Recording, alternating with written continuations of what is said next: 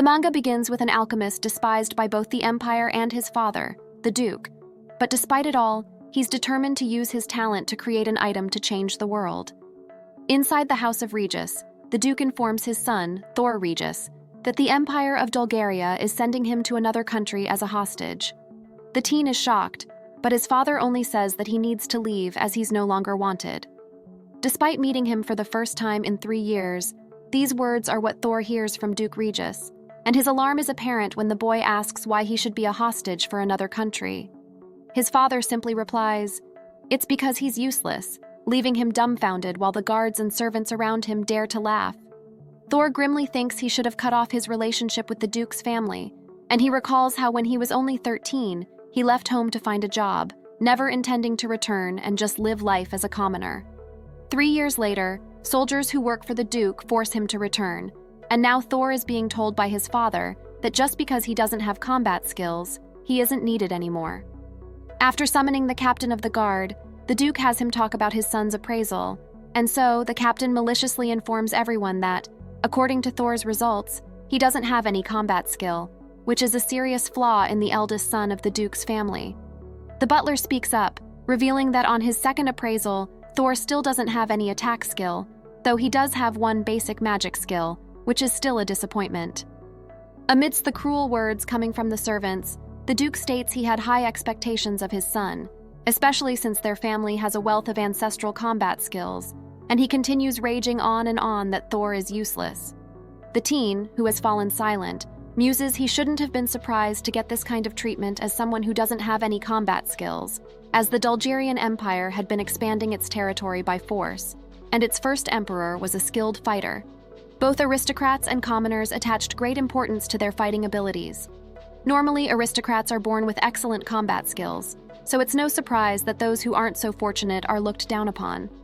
Finally, Thor speaks up, revealing that though he can't fight, he does have the skill of alchemy, which would be quite useful for mending and repairing items. The younger Regis is confident in his skill in making new items and plans to someday open his own workshop, but it only makes his father break a table in rage.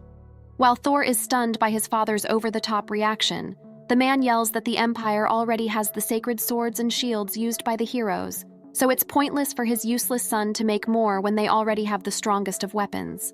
The Duke is adamant about his decision. Thor is to be sent as a hostage, and the young Regis has no other choice but to comply, as his father isn't willing to hear him out. At the very least, the man reveals that Thor will be going to a dangerous place where all the hostages sent by the Empire have gone missing, which prompts the teen to assume that he's being sent to the Demon King's territory. The Duke doesn't want to hear his son mention the name of the place, as he fears it greatly, while Thor is more concerned about knowing if there's an ongoing exchange between the Empire and the Demon Lord. The Duke explains that the Empire takes measures against the demons and demi-humans closest to the territory of the Demon King, who are said to be bloodthirsty, and to appease them, they offer a sacrifice once every few decades. A discussion on why demons eliminate humans starts, and Thor wonders if he's going to perish soon when his father states he wants him to hurry up and leave. Out of the blue, the teen is punched in the stomach, and after the Duke dismisses him, Thor seethes, conveying his hatred toward his father.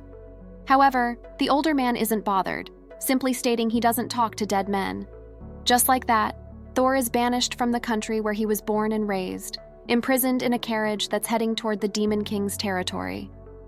Hundreds of years ago, during the fight for the territory of Teikoku, the Demon King invaded the humans with his army. To fight back, the humans summon heroes from another world that could rival the demon's strength, and after a fierce battle, the brave soldiers drive the Demon King's army out of human territory. In the aftermath, it's decided that the south of Teikoku belongs to the humans, while the north belongs to the demons and demi-humans, and since then, there's been no major conflict between the two sides. Currently, Thor can't see anything beyond the walls of his carriage, but what he does know is that there are about 20 guards sent with him, so his chances of escaping aren't good.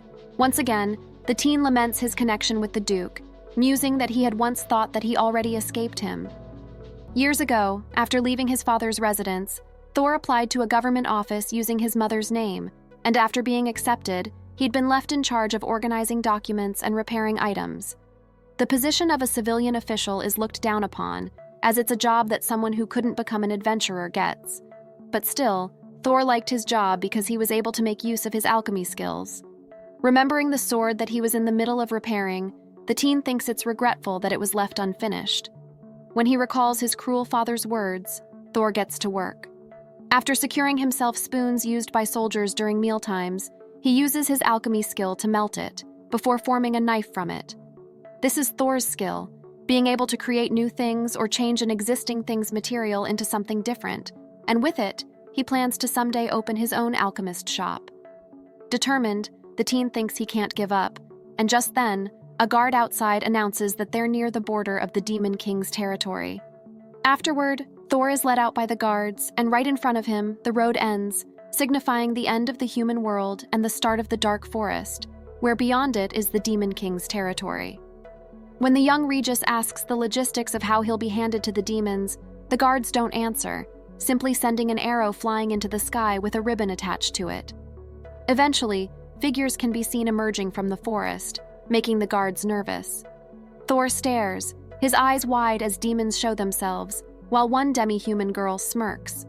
While the teen muses that it's his first time seeing a minotaur and a demi-human, the guards shake in fear, and after contemplating a bit, Thor steps forward and introduces himself, hoping to leave a good first impression.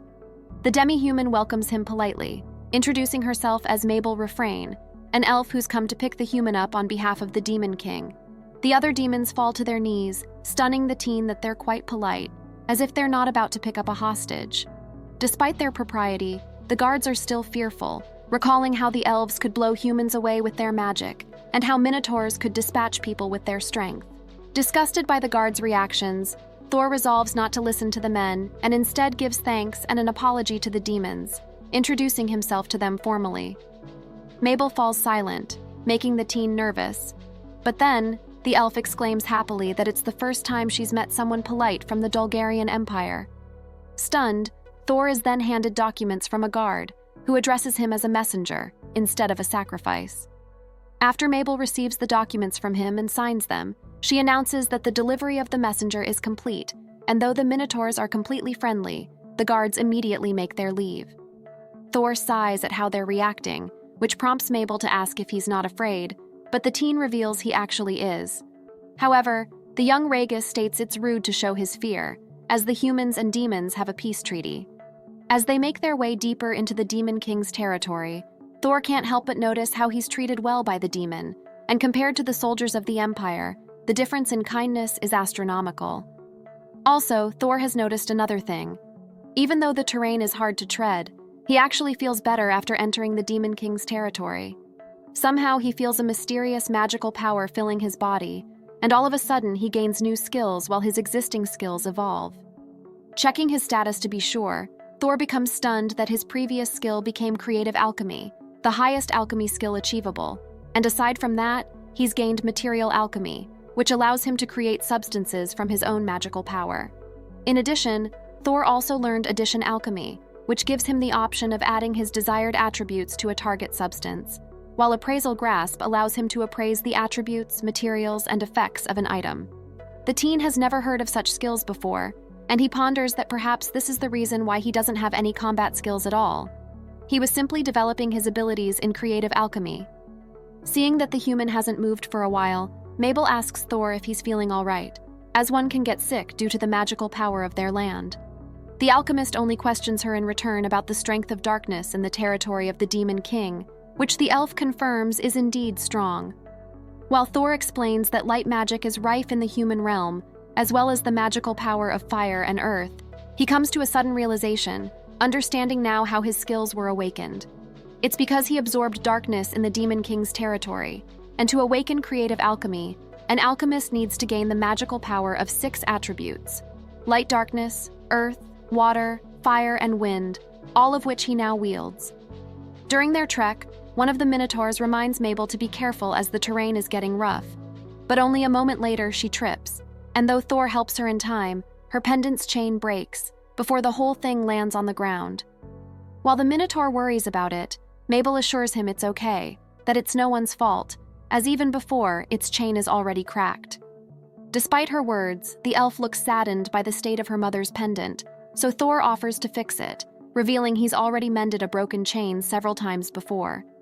Curious, Mabel asks him if he's a craftsman, and for a moment the teen hesitates, as back in the Bulgarian Empire, he wasn't allowed to call himself an alchemist. All he did was repair stuff, and his long dream of an alchemy workshop was never realized. However, he now has a chance to do what he wants, so he calls himself an alchemist, much to Mabel and the Minotaur's shock. The elf asks if it's all right for her to ask him to fix her pendant as she isn't human, but Thor assures her race doesn't matter.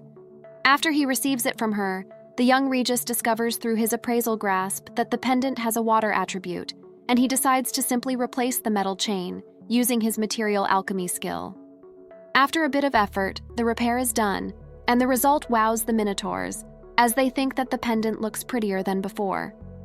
Thor is surprised too at his new capabilities, before he hands the pendant to Mabel, instructing her to have a professional craftsman to look at it later. For a moment, the elf is at a loss for words, before she profusely thanks him for fixing her keepsake of her mother. Their positive reactions toward his skills surprise Thor, as it's the first time someone has ever appreciated them. Back at the Empire, he's constantly mocked, while his father thinks he's just useless, so it's no surprise that Mabel's gratefulness makes the alchemist tear up, and he's glad now that he got to come there. Just then, he remembers the alchemist in the history books who lived before the heroic era, and Thor wonders if perhaps that man also just wanted to make items, hoping that the people would be pleased with his creations. Mabel tells the teen to address her familiarly, which he's glad to do, and this is how Thor begins his new life as an alchemist. Later, the young Regis rides the carriage with Mabel, allowing him to enjoy the sights from his window. In the distance, he sees ships on a big river, and he becomes fascinated when he realizes that fishermen are operating them. Thor continues to observe, and he comments to his companion that there really are different kinds of demons and demi-humans. In the Bulgarian Empire, the Demon King's territory was said to be a chaotic place, where a demon beast would either attack or kidnap whoever wanders into it. However, based on what Thor is seeing, everyone lives normal lives there, and it's calmer than in the Empire. Mabel reveals that their population has to work hard, as there are not that many of them, and she wishes for Thor to find a good job in the Demon King's territory. The teen, who's been expecting that he'll be a hostage, is a bit surprised, and he wonders what happened to all those who were sent before him. Mabel reveals that their last messenger was sent 50 years ago, and since the elf wasn't born yet at that time, she only heard of him. The demi-human thinks that perhaps the last messengers went home secretly, as all of them turned out missing. A scenario that Thor thinks is plausible. After all, even though the citizens of the Demon King's territory welcome the messengers, they still want to escape, having the impression that they're hostages, and in the end, they go missing. At the thought of Thor leaving, Mabel becomes sad, convinced that there's no alchemist like him in their home, and she begs the teen to stay with them, promising to help Thor live his life comfortably. Her words make the alchemist smile, who then assures her that he came to make sure that there's peace between the Empire and the Demon King's territory, even though the truth is that he did plan to escape. However, Thor realizes that his freedom isn't being restricted at all, so there's no point in leaving. Besides, the teen quite likes Mabel, as it's thanks to her that he's able to work as an alchemist. The young Regis declares that he'll do what he can while he's living in their home, which brightens up the elf, who again thanks him sincerely. Excitedly, she informs him that they'll be arriving soon at the Demon Castle, and that Thor should prepare himself to have an audience with the Demon King. Despite his earlier confidence, the alchemist can't help but become apprehensive as he must get into the king's good graces if he's to live peacefully there. And while Mabel and the Minotaurs are welcoming, the Demon King might not be the same. Finally, having arrived at the castle, Thor is then led inside, where he then kneels to pay respects to the king. His nervousness amuses Mabel, and finally the king makes his appearance. He looks imposing as he asks the teen if he's the guest from the Empire, before revealing that his name is Rookie Evergard, the current Demon King. After Thor politely greets him and introduces himself, Rookie gets straight to the point and asks the human what he can do for him. As the teen is dispatched by the Empire, the Demon King assumes that he must have some useful knowledge or skills, and Thor admits that he does know a little alchemy. As he isn't being treated as a hostage, but rather a guest, the young Regis muses that he wants to negotiate as there's a chance that he'll be hired as an alchemist, and his words do interest Rookie. Prime Minister Curve speaks up, stating that alchemy is a practice not found in the Demon King's territory, and he's taken aback that the Empire has a surplus of alchemists, that they're willing to send one to them. Thor keeps quiet about the fact that Dulgaria actually finds his skill unnecessary, and thankfully, Rookie offers to hire him as an alchemist. When the Demon King asks what he needs for work, the young Regis replies he needs a room near the workshop and also some equipment. While inside, he's shocked that the Demon King easily accepts his skills and is even willing to provide for him. Rookie asks Thor if it's okay for them to use his finished products, to which the alchemist says yes, but he does have a question. The teen asks the Demon King the reason why he's being accommodating to him when Thor is just a stranger from the Empire. Rookie falls silent before stating it's for them to learn, as demons have once been defeated by human wisdom and heroes from another world. Hundreds of years ago, during the war between humans and demons, the humans summoned heroes from another world to deal with their enemies. One hero was so powerful and determined to fight that he drove the demons to fear, and his obsession with strength spread to the other humans living in their world, influencing the Empire to believe that power is everything. When the hero finally defeated the Demon King at that time, the demons were exiled to the north, shaping their world into what it is now. Afterward, the satisfied hero returned to his original world, and the hero summoning falls out of practice, though the knowledge and items of the heroes remain in the present. Thor points out that all those happened 200 years ago, but the Demon King says it doesn't matter how long it's been, as they've decided to learn and admit that they were defeated by humans. Rookie says he doesn't intend for there to be more fights, but he does have to continue learning from humans, determined to not let those who died in battle die in vain. Thor senses that the Demon King is being truthful, and he listens to the latter's explanation about why they continue to invite guests from the Empire. The demons need to catch up with humans, and because of that, Rookie is willing to help Thor flourish as an alchemist. The young Regis is exhilarated, having just been given free rein to do what he wants, and in return, he wants to create an amazing item for them. Determined, the teen states he'll show them what he can achieve with his alchemy, which the Demon King is looking forward to. After Thor is dismissed, so he can take a rest from his long journey, Rookie addresses his subjects, about to announce something important. Once he has everyone's attention, the Demon King states it's about their new guest from the Empire, Thor. He reminds them that they're not to harm the alchemist, and the Demon King wants everyone to treat the young Regis with respect and learn as much as they can from him. The elf magic commander speaks up, saying he doesn't object to Rookie's words, but he wonders what there is to learn from the human. The other commanders get nervous, but the elf barrels on, grinning as he suggests that they should remind their guest of their power and how fearsome the demons are. Contrary to his expectations, the elf commander observes a menacing aura coming from Rookie, making him nervous. The Demon King considers his words, sighing before he yells at him in reproach that he can't overlook such words, as it's what caused their race to almost go extinct in the past. Their leader reminds them that humans are plenty, and some of them are very powerful, and at that moment, the Empire still keeps expanding its territories and growing its power. In the face of the Demon King's wrath, the elf commander prostrates himself, asking for forgiveness, while Rookie reminds them once again that Thor is their guest. To diffuse the tension, Curvy states that everyone is cautious about what the alchemist is going to do, and in response, the Demon King assigns Mabel to watch over Thor and be his caretaker. When Curve notices the girl's fixed pendant, Rookie becomes curious about it, and as she confirms that Thor created the chain out of his own magic earlier, the Prime Minister volunteers to use his skill to appraise it. After a few moments, he becomes stunned, and after some questioning from him, Mabel reveals that the pendant, which has been passed down to her family for generations, has already lost its power. Curve reveals that the magic stone in the pendant is fixed, restoring all of the necklace's power, much to Mabel and everyone else's shock. The Prime Minister informs everyone that, currently, the Water Spirit Stone can't be fixed in the Demon King's territory with its existing technology, but Thor has managed to truly repair it. Mabel can hardly believe her ears as Curve continues to talk, explaining that there are two things they can conclude from their guest's arrival. First, the possibility of an alchemist that can repair magic items exist, and second, the Empire has many alchemists of the same caliber that sending Thor as a messenger to the demons isn't a loss to them. Rookie is alarmed, thinking his suspicions earlier are probably right, while Curve states that they can also take Ragus's arrival as a form of threat by the Empire, conveying that resistance against them would be futile, making everybody nervous. The Prime Minister explores the possibility that perhaps the Empire is foolish enough to not understand the alchemist's worth and throw him away, but it's a scenario that doesn't make sense to the Demon King, who's quite cautious of humans. Curve promises to exercise more caution when it comes to humans, before continuing to discuss the alchemist's workshop. Later, when the meeting is over, Mabel becomes a bit worried, as Thor has been waiting for a while already. But when she finds him, the alchemist is beside himself with excitement as he examines the materials that the things in the room are made from.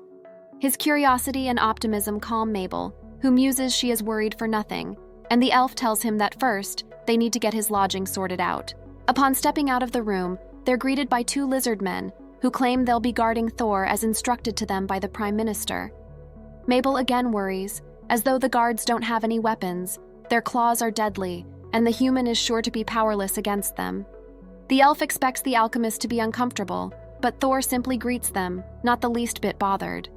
Flustered, he tells Mabel that there's so much for him to learn, and just now he gets so surprised as it's his first time meeting a lizard man.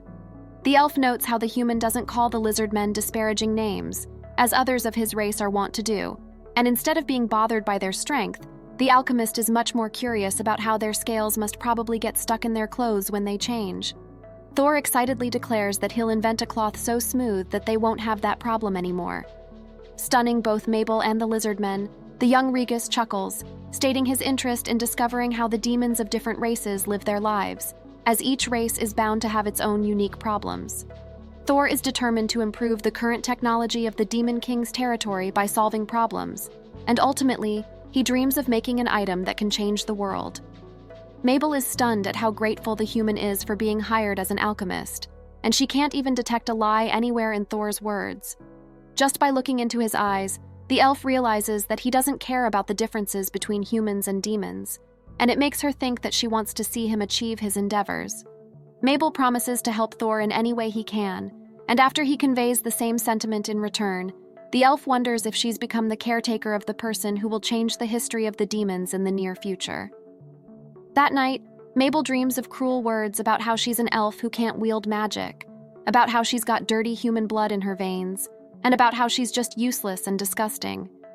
When she wakes up, there are tears in her eyes, and the elf realizes she had another dream from her childhood, making her wonder when she'll be able to get over her past. Just then, Mabel feels pain in her feet, as like always, they're cold as ice. Along with her trauma, the elf wishes to conquer her sensitivity toward coldness, as the elf thinks it's quite embarrassing to wear her thick socks when she meets Thor later. Meanwhile, the alchemist is excited and amazed as he observes everything inside the Demon King's castle's storehouse, noting the broken weaponry and equipment just lying about. He yells in enthusiasm before he reminds himself of his situation. The Demon King didn't lend him that room out of kindness. It's merely an early investment in anticipation of his usefulness to the demon. And if Thor doesn't meet his expectations, then it'll be all taken away from him. For that not to happen, he's determined to make something that pleases everyone, including the Demon King. Despite it all, the alchemist can't contain his happiness, as he flutters around the room, examining objects that he can use as materials. During his perusal, Thor finds a strange book, and after taking a look inside, he realizes it's something left behind by the heroes from another world. The alchemist finds this discovery amazing, and initially, he can't read the text at first. But when his appraisal skill comes into play, Thor suddenly understands the contents of the book. After studying it a bit, the young Regis realizes it's an e-commerce catalog, a collection of good deal items only to be delivered within Japan, which is a country he thinks that one of the previously summoned heroes comes from. Thor is stunned at seeing how many healthy goods and healing items are in the collection, and he concludes that this could very well be the reason why the heroes are so strong. The alchemist is musing that perhaps he can recreate some of the items in the catalog when Mabel arrives with tea, making him jump in surprise. Seeing that he's very concentrated on a book, the elf becomes curious. But she can't read it at all, and Mabel reveals that stuff like the book is kept in the storehouse as the Demon King generations ago was horrible at keeping his room clean. She's offering Thor some tea when he notices her thick socks, prompting her to reveal that she's a bit sensitive to the cold. The elf has been told by the doctors that this is due to the not-so-good flow of mana within her body, and because of this poor circulation, Mabel has been unable to use her magic, though the fact her grandmother is human might have something to do with it as well.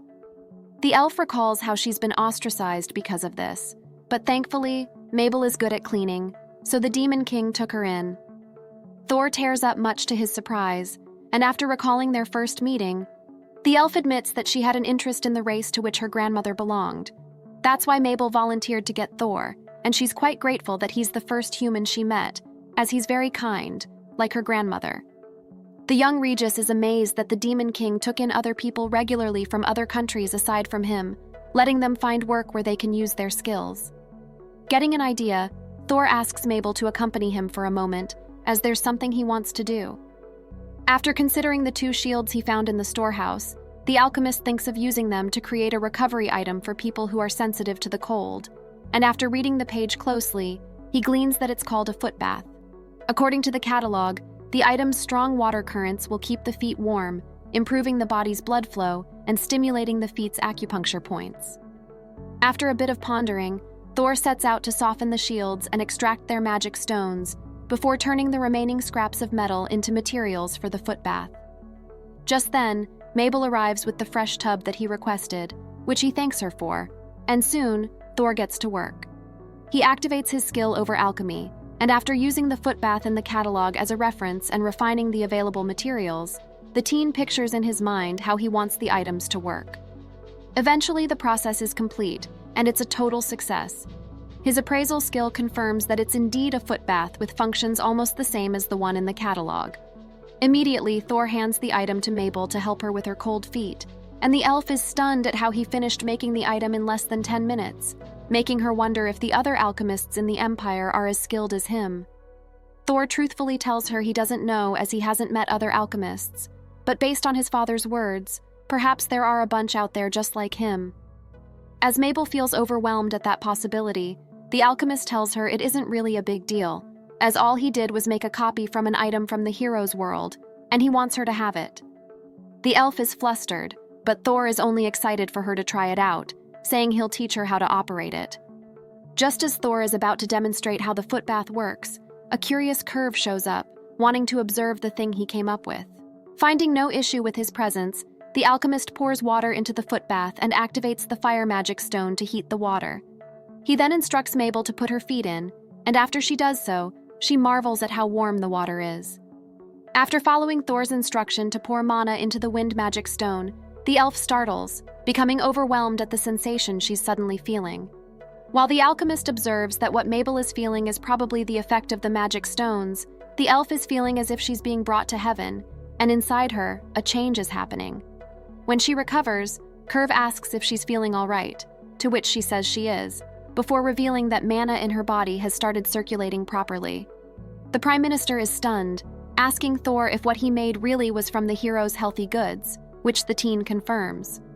Curve says there are no records that the heroes use such things, and he wonders how it has an influence on Mabel's mana when all it supposedly does is heal fatigue. Thor reasons that it's due to it being a hero's item that it generates such an effect, as after all, heroes did have immense mana and impressive skills. Curve is baffled, and he becomes terribly disappointed that nothing and no one in the Demon King's territory had ever fixed Mabel's mana circulation until that particular hero's item came. Thor thinks that the Prime Minister's shock is understandable, and there's no way that he's recreating just one item, as something like this isn't enough to satisfy his curiosity to make more. After Mabel finishes using the foot bath, the elf declares that she's feeling refreshed now that her mana flow is finally working. However, when she's asked to demonstrate her magic, the girl hesitates, remembering her trauma. Still, Mabel pushes herself, thinking it's different now as she's been fixed by Thor's creation, so she raises her hand and unleashes dark wind. Curve is shocked at how strong the gusts of wind she produced, and when Mabel is done, the elf tears up at how she's finally able to wield magic. She's always been affected when her people called her useless before, and now Mabel can't help but hug Thor out of sheer relief and gratefulness. Finally, the elf can now be more useful to the Demon King, and because of this, she deems the alchemist her savior. When Curve suggests that Mabel soon release Thor from her fierce hug, she quickly releases him, allowing the young Regis to breathe again. Seeing her so happy makes the teen glad as well, and he's about to say that she can keep it, when Curve interrupts, saying the item is going to be under the management of the Demon King's territory, as it's something that can awaken an individual's magic from within, which can be dangerous if it falls on the wrong hands. When Thor says it is supposed to be an item Mabel can use, Curve agrees to let Mabel use it whenever she wants to. But still, the alchemist needs to hand the item over to the Prime Minister. In exchange, Curve says they'll pay Thor for it, surprising the alchemist, who never thought that it'd be possible for someone to pay him for the items he wanted to make.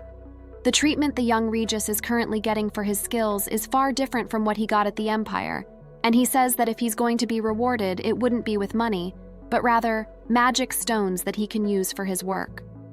Curve falls silent, asking Thor if he really has no qualms about his items being used in the Demon King's territory by people who aren't humans.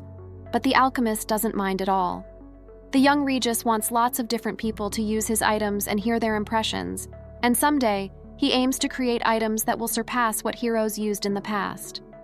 Mabel smiles at his impassioned speech, while Curve falls silent, before stating he'll negotiate with the Demon King. Predictably, the Demon King is stunned to hear that Mabel can use magic just because she used an item that Thor made, but Curve assures him that it truly happened, as he witnessed the whole thing himself. Still, Rookie is in disbelief, since the elf's magic ailment couldn't be healed by the many healers who've examined her in the past, and in less than a day, the alchemist was able to pull it off. Curve reveals that Thor used two kinds of magic to heal Mabel, the fire mana for the heat, while the wind mana was used for circulation, and together they got rid of her cold sensitivity and fixed her mana flow. The Demon King calls Thor a fearsome man for having such an insight, while Curve is convinced that Thor's alchemy skills are rare, especially since in the scriptures, there's no record for the hero's healthy good to have any sort of buffs. The Prime Minister knows of strengthening and healing magic, as it's all in the records, but he never heard of an item that could improve mana circulation, which makes him lose confidence as the Prime Minister, who has the duty of passing down their history. The Demon King admits that he doesn't quite understand what's happening either, but he instructs Curve to hand over the footbath to Mabel, as he doesn't want to take away what's beneficial to her. When the Prime Minister muses about how Mabel has come to quickly trust Thor, he notes that it's quite strange for it to happen to a human, especially since it took a while for them to gain the elf's trust after what happened to her in the village. In light of that, Curve has a proposal for the Demon King. If Mabel wishes to, then she should marry Thor, so he'll have a reason to stay in their territory. However, the king would have none of it, and to his subordinate's shock, he adamantly yells that he'll not have Mabel be deceived by a human. Curve tries to calm him down, but Rookie insists that he can't just sit around anymore, determined to judge the alchemist's character himself. Meanwhile, back in the Empire, the Duke is satisfied that his son will perish in such a fitting way for someone who's untalented, and an embarrassment to him. While their master drinks in celebration, the head of the guard informs the butler that there's an inquiry from the imperial court about the reparation regarding a magic sword, which the queen will be using. Finally remembering the request, the butler agrees to take care of it, but later, he becomes upset upon hearing from the alchemist that the workshops refuse to work on the sword. The civilian official reveals that it's actually one of their employees who is fixing it, but since he's retired now, there's nothing they can do. When the Regis butler demands for that employee to be summoned anyway, the official tells him the employee's name is Thor Kana, but since he's returned to the Duke's household, his name should be now Thor Regis. The butler is stunned, becoming frustrated at his current situation, but still, he's determined for the Duke's household to be the one who'll directly repair the sword. The next day, the butler drops by the #1 alchemist shop in the Empire, but still, he's told that the work is out of their league, much to his frustration. The shop owner reveals that repairing a magic sword isn't easy, as it needs to be endowed with attributes such as fire and earth, and it's where an alchemist's skill will come into play. However, presently, nobody has skills like that anymore, as during the hero's time, their prestige plummeted and their numbers declined. When the butler hears that there's actually someone who worked on the sword before, the shop owner becomes stunned, admiring the skillful effort that was poured into it, and he begs the butler to introduce him to the brilliant alchemist that he was talking about. The Regis butler doesn't answer, as after all, Thor has been already sent away as a sacrifice. Instead, he demands that the shop owner take over the job of fixing the sword, stating that since it'll only be used for rituals anyway, there's no need for it to return to its former strength. The shop owner sighs and requires the butler to sign a document that states he only wants to make the sword look good. as he doesn't want their shop to take any blame if a problem arises, and without much choice, the Regis butler agrees. Back in the Demon King's castle, Mabel dotes on Thor, spoon-feeding him his meal, to show her gratitude as he not only fixed her pendant, but also made it possible for the elf to do magic. When the alchemist asks her if he can ask for another room, Mabel answers it's possible, though it'll take a while as nearby rooms are currently occupied. Thor muses that the Demon King was planning to turn the treasury room into a workshop, but since there are a lot of valuables there, like books, the alchemist wants a separate manufacturing room to avoid causing irreparable damage. Since it isn't possible to gain one at the moment, the young Regis suggests that Mabel show him around the castle, which she agrees to enthusiastically. When the elf leaves for a moment to clean up the dishes, Thor is left wondering how to deal with his lack of a manufacturing room at the moment, and while he consults the e-commerce catalog, he's reminded of the hero's storage box, which allows them to carry large amounts of items that wouldn't amount to ant luggage. The teen wants to create something similar to it, and after pursuing the book, he finds an item called the iconic White Rabbit small-sized storage room. Its outrageous description that another dimension exists inside it stuns Thor, making him recall how the hero's storage box was a direct separate space where they could insert things into as much as they wanted. Determined, the young Regis tells himself it doesn't hurt to try, so he then activates over alchemy. However, he doesn't meet the necessary conditions to create it, as he doesn't have much dark mana, having not yet been exposed to it much. Disappointed, Thor is just wondering if there's someone around who has lots of dark mana, when his skill informs him that he just absorbed enough dark mana for the item to be created. The alchemist is confused, but his thoughts are soon interrupted by the Demon King, who states he wants to have a chat with him. Thor immediately kneels, and he can't help but observe how the Demon King is full of dignity, decked as he is with magic items that are quite powerful. The imposing demon starts by thanking the alchemist for letting Mabel use magic again, revealing she's like a childhood friend to him, and it makes Rookie glad that the elf's worries are now resolved. Honored, Thor exclaims he was glad to do it, as Mabel has always looked out for him, but his reaction makes the Demon King comment that he's strange. As he's confused, the demon explains that in the past, he witnessed the messengers that were sent by the Empire, and often, they were afraid of the demon, immediately wanting to return home. Meanwhile, Thor is completely calm, which Rookie finds interesting, and it makes him think whether the alchemist is planning something or not. When the young Regis reveals he does have something in mind, the Demon King becomes alarmed, but Thor only shows him the catalog, saying he wants to make a small-sized storage room so he can then turn it into a workshop. Rookie repeats that the alchemist really is weird, and he wants to ask the human about what he said before regarding his goal to create things that would surpass heroes' weapons. The demon asks him if he's being serious, especially since the heroes came from a world more advanced than theirs. But that fact doesn't bother the alchemist at all, saying he only still wants to create their items so that they might be able to understand how the heroes' technology works. Once again, Thor becomes excited, as he tells Rookie that someday he'll make his own shop, and his items will be used everywhere in the Demon King's territory. When he senses menace coming from the demon, the alchemist finally realizes he should stop talking, but in the next moment, the Demon King only laughs, finding the human truly interesting. Rookie allows Regis to try achieving his goals because if he really is capable of all that he says, the Demon King will have to just accept his ambition. Touched, Thor then declares they should start making his storage room, flustering the demon as he didn't expect that they'd do all the building now. Once the softened chunks of metal are prepared, with enough dark mana he's accumulated from the Demon King, the alchemist starts creating his dream storage room. While Thor is busy, Rookie asks Mabel if the human is really serious about creating the item right then and there, and the elf responds that there's no stopping the alchemist when he becomes like this. Mabel tells the Demon King that Thor is someone who understands the demons, revealing that when the young Regis met his guards, he immediately intended to create a smooth cloth for the lizard men. The elf believes that Thor is a person who's able to see the true nature of things without prejudice, and Mabel assures her master that he can believe in Thor as well. At the same time, the alchemist is busy forming his new storage room, and after a bit of effort, he succeeds in obtaining it, though he muses that it's still nowhere near like the one that the heroes had. Mabel is in awe, while the Demon King is reluctantly impressed, though he says the small thing won't be able to turn into a workshop. However, the alchemist corrects him, revealing that inside it is an unlimited amount of space. Wanting to see the inside, both Thor and Mabel bid goodbye to the Demon King before opening the door. Inside the item is a large room, stunning the pair who ventured inside, and immediately Mabel runs around the place, feeling like there's no end to where she can go. The elf is impressed with the technology that the heroes have and becomes excited that Thor wants to surpass them, but the alchemist admits that he still has a long way to go to achieve that. His storage room is still limited, unlike the heroes, but already he's thinking of ways that they can utilize this item. Thor asks Mabel if she's willing to test them for him when he makes more of it someday, which flusters the elf, but she eventually agrees. Their moment is interrupted when the Demon Lord hollers for Thor to tell him what's going on, and when he hears from them that it's safe, Rookie makes his way inside. The fearsome demon admits his creation is amazing, and while he looks around suddenly, the storage box announces that items of SS rarity have been detected and will automatically be stored in the box.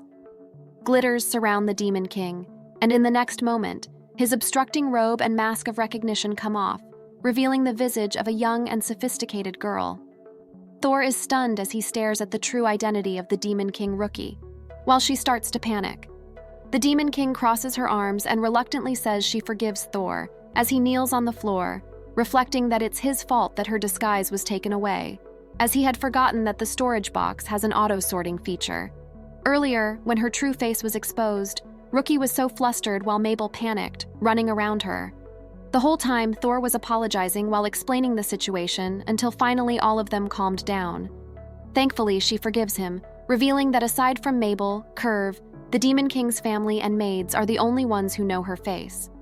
Rookie explains that her true appearance will discredit her ability to lead, so she took the Prime Minister's advice and used rare items to make her look like a demon lord. When Mabel tries to explain that Rookie already has powers befitting a ruler, only that her body's growth is quite slow, the smaller girl tells her childhood friend that she doesn't need to comfort her. Instead, the Demon King wants to hear the opinion of what Thor thinks of her appearance, and for a moment he hesitates before deciding to speak up. He answers that it's as if he has witnessed the beauty of a deity's form, stunning Rookie, adding that when he saw her appearance, it was like he had to reevaluate his own worth. As an alchemist, after seeing the Demon Lord's beauty, he became ashamed at his lack of skill, as the functional beauty of his created items don't even compare. Immediately, Rookie blushes in embarrassment, while Thor says he only said what he was thinking. Angered, the Demon Lord accuses the alchemist of not knowing anything about what it feels like to hide behind a living mask, which renders the teen silent before revealing that he's also been lying. Thor tells them the truth. He isn't a guest, but rather a sacrifice sent into the Demon King's territory by the Empire. The girls are shocked, as the young Regis reveals how his own father thinks he's nothing but a shame to the Duke's household, preferring for his son to perish than tarnish their family's reputation. Thor even tells them how in the Empire, strength is everything, so he who has no combat ability is named worthless, while his skill in alchemy is not at all held in such high esteem, unlike what they have thought previously. However, ever since the young Regis arrived at the Demon King's territory, he thinks of himself as lucky, as finally he's able to work as an alchemist, and experience the joy of making items that he likes. Mabel is dismayed, and she asks if Thor is telling the truth, her heart hurting at the awful treatment her friend received. The elf points out that perhaps it was better if the alchemist kept silent about the truth, as it allowed him the privilege to ask and negotiate for things, to which Thor agrees, and he asks them mischievously to keep everything that he said a secret. The alchemist states that if the others were to find out that he was sent to them merely as a sacrifice, then the treatment toward him would change, and the Empire's reputation would become worse. So in return for their silence, Thor would also keep the Rookie's secret. Looking at the girls' grave faces, the young Regis figures that both of them understand what he's trying to get at, and he hopes they'll trust him as he quite relates to what the Demon King went through after all the awful experiences he had while he was still in the Empire. Rookie bursts out laughing, finding the whole situation hilarious, while Thor blushes, protesting a bit at how she's being mean. But the Demon King agrees with his proposal, stating that she'll trust him just as the alchemist trusted her. The young Regis is ecstatic, praising Rookie for being an excellent ruler, making her flush before she turns to Mabel to tell her that nothing they discuss will be leaked to anyone. The Demon King declares that Thor is still a precious guest from the Empire who's under her direct supervision, and she wants Mabel to make sure that Regis won't be treated any differently.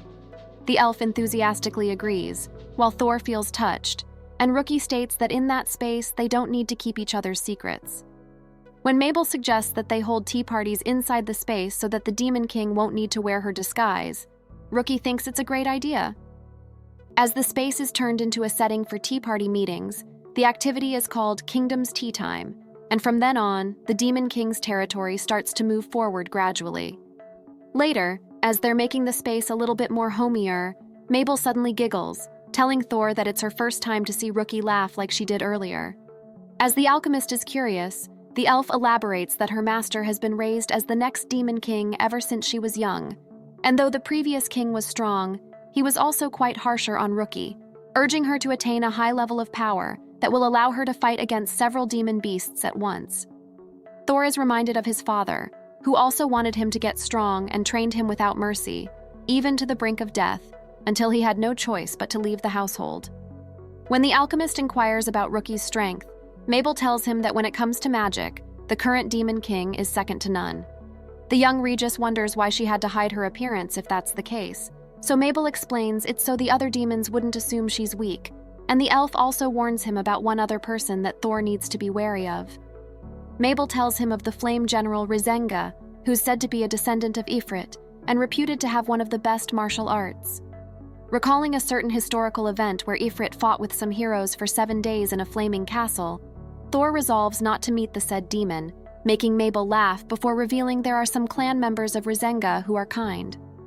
After the two of them agree to explore the castle grounds the next day, Mabel is about to leave when she requests Thor to drop the honorifics between them. As the alchemist looks reluctant, the elf shushes him, saying there's really no need to be formal with her, and finally he agrees.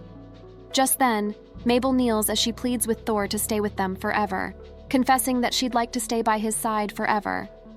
The alchemist blushes, and the elf flushes as well, before she bids him goodnight and leaves. Thor's heart is still beating fast, but he smiles as he reflects on how much has happened when it's just been a few days since he just arrived at the Demon King's territory. Currently, the young Regis is feeling content, considering Mabel's words about staying with the demons forever, especially since he doesn't intend to return to the Empire anymore. As an alchemist, Thor resolves to make the Demon King's territory a bit more convenient to live in for Mabel, Rookie, and everyone who accepted him into their home. The next day, Curve is called by the Demon King, who reveals that she witnessed Thor creating items firsthand. Before she reveals anything further, Rookie instructs him not to fret, which he assures her that he'll do. But when he discovers that the item that the alchemist just created is the infamous storage box that heroes used before, immediately, he loses his composure. Startled by his reaction, Rookie tells him not to scream so suddenly, especially after assuring her that he wouldn't fluster. But Curve says he just can't help it, as the hero's storage box is one of the reasons why the Otherworld heroes were so strong. Back then, when the demons thought that heroes were unequipped, they'd pull weapons out of thin air, and when they took damage, they'd take out countless potion bottles. Rookie agrees with Curve that if all heroes had that skill, the demon race would have been extinct, and just the very thought of Thor creating one. The Prime Minister declares that the alchemist must make more of it. Nonchalantly, the Demon King tells him not to worry, as Thor already promised to create one for her and Mabel, which makes Curve dramatically stagger, muttering that it seems like rare items are no more. Once he's calmed down, Rookie also informs her subordinate that the young Regis wanted to be a reasonable alchemist in service of the Demon King, and that he promised to be the demon's ally. Curve agrees that the alchemist is someone they can trust, based on what he observed so far. But just then, the Prime Minister notices how his master is in good spirits, as she exclaims that she can't take her eyes off him. Curious and concerned, Curve asks the Demon King if something happened between her and the alchemist, to which Rookie replies that she and Thor simply talked and were able to understand each other beyond their own shoes. Meanwhile, around the time Thor arrives in the Demon King's territory, back in the Dulgarian Empire, nobles are enjoying a party at a guest house in the imperial capital. Just then, they notice that Duke Regis, the #1 noble in the empire, has arrived, and immediately people are whispering about him sending his own son as a sacrifice to the Demon King's territory. The nobles are impressed, and they start showering the Duke with rounds of applause, which pleases the man immensely, who thinks that praise and prestige certainly befits his name. He starts acting like the spotlight is a pain, and says that he's ever so glad that the stain on his name is gone. And hearing him mention reminds the Regis butler about what he discovered. The older man attempts to tell his master about Thor's alchemy skills, but he only gets harshly berated for even mentioning the boy and gets sent away. When the 30th Queen of Bulgaria, Rihanna, makes her appearance, everyone praises her strength and beauty. They're quite impressed by her magic, and that a treasured sword from the Age of the Heroes recognizes her as its owner, giving her the moniker the Sword Princess. Duke Regis proceeds to greet the queen, but upon seeing his face, she states he's an unwelcome guest and instructs her guards to make him leave at once. The Duke, who can't remember a single time he offended her, is shocked, and immediately guards try dragging him away. When he manages to break away from them, the prideful Duke questions the queen about what he did to earn her wrath, which irritates Rania, especially after she and her comrades went through danger because of the man's incompetence. As the older noble still doesn't have a clue, the queen makes him recall her request to have her magic sword repaired, and Rania reveals that after receiving her sword back, it couldn't withstand her own mana.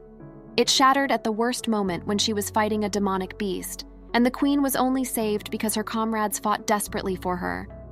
Hearing that she came close to death horrifies everyone present, but still, Rania continues to say that after an investigation, she discovered that her sword wasn't repaired properly, and the ones responsible for it were the Regis household. The Duke starts sweating bullets, as everyone around him condemns his deceitful and untrustworthy actions, and the prestige he earned from sacrificing his son vanishes. Duke Regis refuses to let his reputation be ruined, so he starts passing the blame to the alchemists, who he says must have botched the repairs.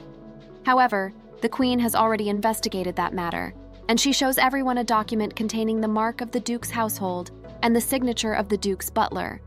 It states that, as full restoration of the sword is difficult, the alchemist workshop will only fix up its appearance, and all responsibility will be taken by the Regis household.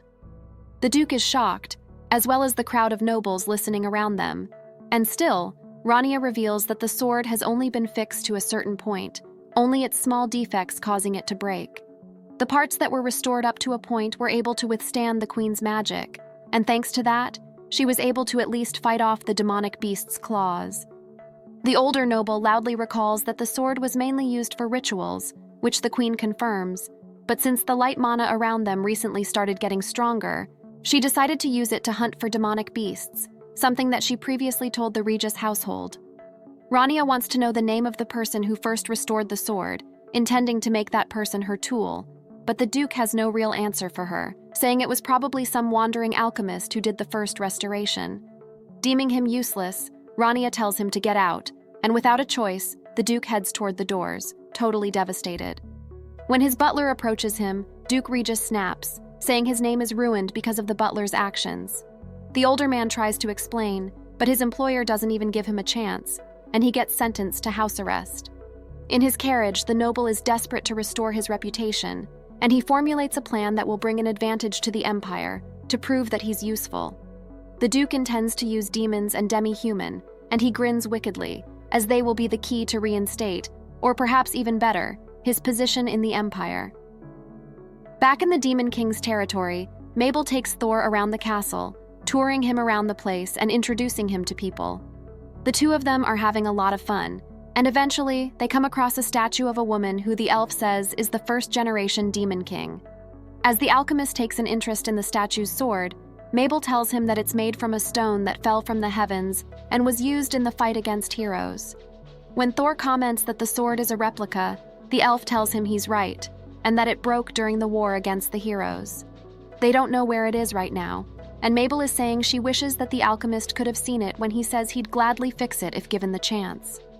The elf is stunned, as she never considered if the human can fix such a legendary sword, despite his already impressive skills, while the alchemist gets to thinking that he actually would rather make something that even surpasses the first Demon King's sword.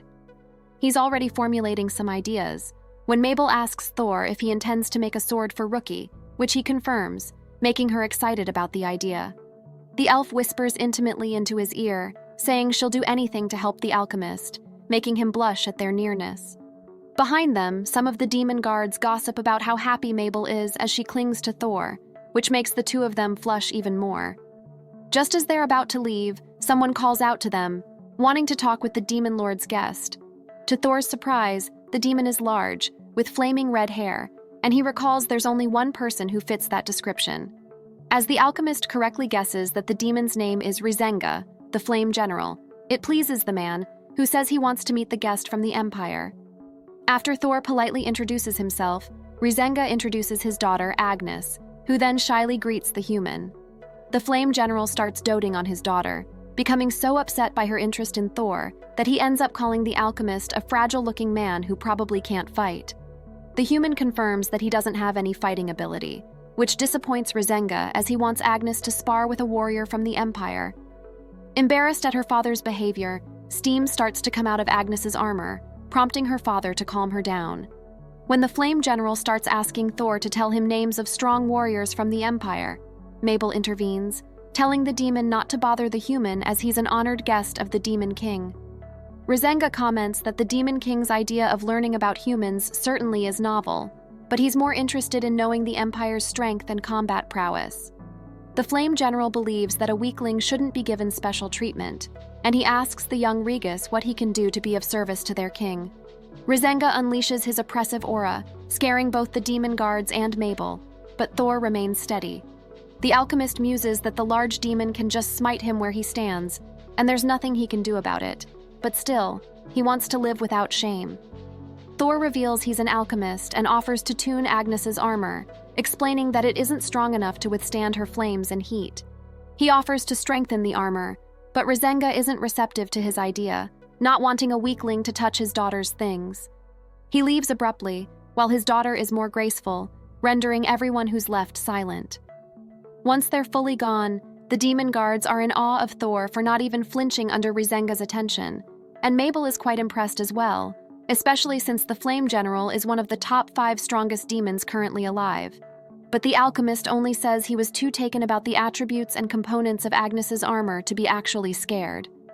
Despite Rizenga's interruption, Thor wants to continue the tour, deciding not to think about what just happened yet. He and Mabel continue to have fun, not knowing the danger he'll be involved with Rizenga in the future. After they finish the tour, Mabel suggests that Thor enjoy the baths, and he agrees. But before they part, she tells him to look out for tags so he won't mistakenly enter a bath that's already occupied. Later, at the baths, Thor follows the elf's advice and finds one without a tag. However, after entering one, he spots a familiar-looking armor belonging to that of the Flame General's daughter. Suddenly, the alchemist hears a noise coming from a salamander, a creature whom Mabel said had served Ifrit that now keeps the baths warm. Deciding to check them out, Thor not only finds the salamanders, but also a naked woman surrounded by fire. With a point of her finger, the red-haired woman makes the flames grow big, apologizing to the salamanders with her as she couldn't control her flames too well. After observing her flaming body, the alchemist realizes that Ifrit's descendants wear no clothes as none can withstand their flame, leaving them naked whenever they're not wearing armor. He decides to give her privacy when a salamander notices his presence and rams the doors, before sending its fire his way. Thankfully, Thor can trap the fire in a super small-sized storage box that he prepared in case of emergency. Agnes panics, thinking she's harmed the honored guest of the Demon King, but Thor assures her he's fine. Blushing, the alchemist requests the equally embarrassed demon to put on clothes first before they speak. Once again in her armor, Agnes introduces herself properly to Thor, and he does the same as well, before apologizing sincerely for what happened earlier, saying he never meant to peek at the demon while she was naked. Flustered, Agnes says he isn't at fault, as she was being careless and didn't even put up a tag to tell people she was using the bath. When she apologizes for making him see something unsightly, Thor states that actually, he found her really beautiful, making the demon blush and steam once again escape her armor. Deciding to change the topic, the alchemist says he finds people with Ifrit's blood amazing, as even rare items can't hold out against their flames. Agnes reveals that she doesn't have good control of her flames, as whenever she becomes excited or nervous, they just come out without her meaning to. The flame demon had intended to see the salamanders as if perhaps they could help train her, having seen them as friends ever since she was young.